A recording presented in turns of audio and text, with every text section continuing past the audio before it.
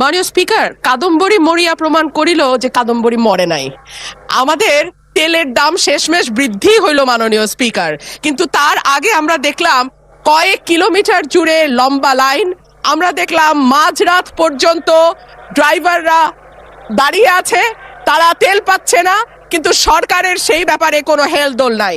আশ্চর্য হয়ে লক্ষ্য করলাম মাননীয় স্পিকার, মন্ত্রীরা যখন সংসদে বক্তব্য দেন তখন তারা অবলীলায় বলেন বাংলাদেশে জ্বালানির কোনো ঘাটতি নাই, কিন্তু মাননীয় স্পিকার যখন তেল নিতে যায় তখন দেখা যায় 3 কিলোমিটার লম্বা লাইন।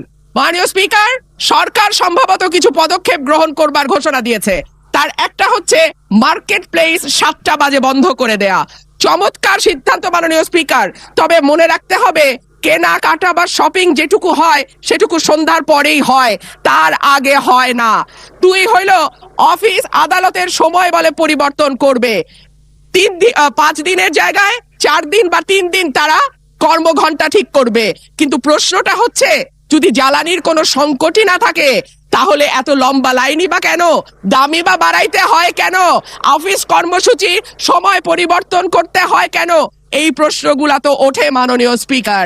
মাননীয় স্পিকার, আপনার মাধ্যমে এই সংসদের কাছে আমি জানতে চাই, জ্বালানি মন্ত্রীরা যখন গণমাধ্যমে কথা বলেন তখন মনে হয় বাংলাদেশে আল্লাহর রহমতে কোনো সংকট নাই।